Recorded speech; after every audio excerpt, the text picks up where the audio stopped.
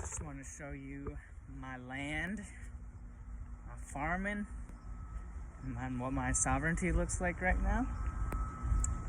And learning that it comes in all shapes and sizes, and that, you know, especially when your intention has to do with the land, like, you'll get like all these lessons you need. So this is the first one. Let me try to. So, yeah, this building was abandoned for 27 years. And my neighbor Tom was just like, yeah, you can, your garden, you can have it. And everything's very dry, but I think we're getting a rain, and it's more of just a nice place for nature to be alive than a practical garden, like I thought it would be. But there's some sunflowers. The sunflower has the energy of the kids, and people give these kids a lot of shit because you know, their parents aren't like, it's not the kids' fault, but aren't like watching over them at all, and so they're always like getting into trouble with their kids. They're like 7, so every time they're always like asking me and Sochi to farm with us. And one day we were like, yeah, like, here, you know, poking these sunflower seeds in the ground. And what's interesting is that one of the neighbors who was like, what the hell are you doing? Like, and he's actually a really good farmer. He lives in this big lot. And he's like, what are you doing? That won't last. And he's just like, can be a little grumpy, but even he came and like removed brush for us and decided to help out. And a bell pepper, basil, chard, amaranth, mostly this buckwheat, which is great just for the bees. And I put a millet here, and there's cannabis here. That's just, you know, it was growing wild in a neighbor's yard. Cowpeas, Burkina Faso, gray cowpeas, and corn, and a tomato plant. And yeah, it's like a no expectations garden, and it was mostly just to have something fun to do. But it is like, you know, maintaining itself. And here's some tulsi. And yeah, it's not like too much purpose beyond just like creating some green space in this back alleyway, and if nothing else, doing something for the bees and for the kids to come in, just have another place to play in. So that was the first one.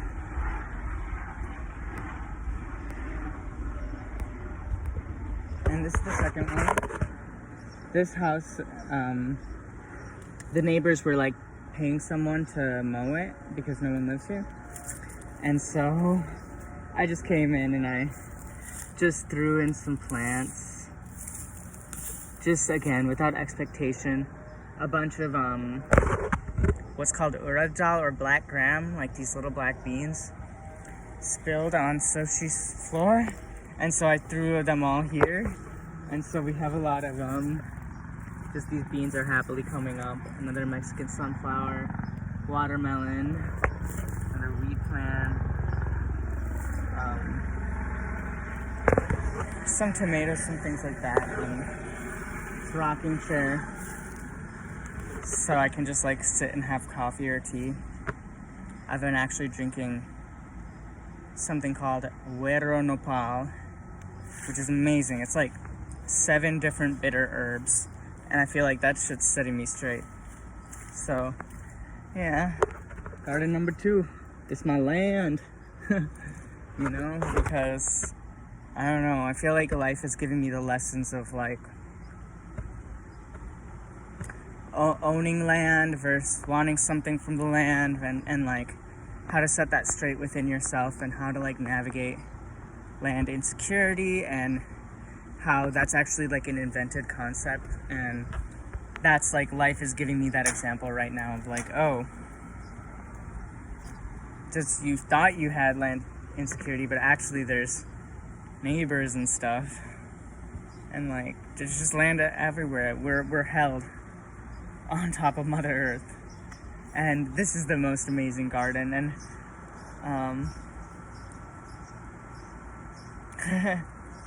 that represents me. It's so cute right there. Because this is one we did together, and you know, it's got her distinct print on it. You know, the corn is all like along the fence, and there's like more pathways than I really thought of in my own gardening style.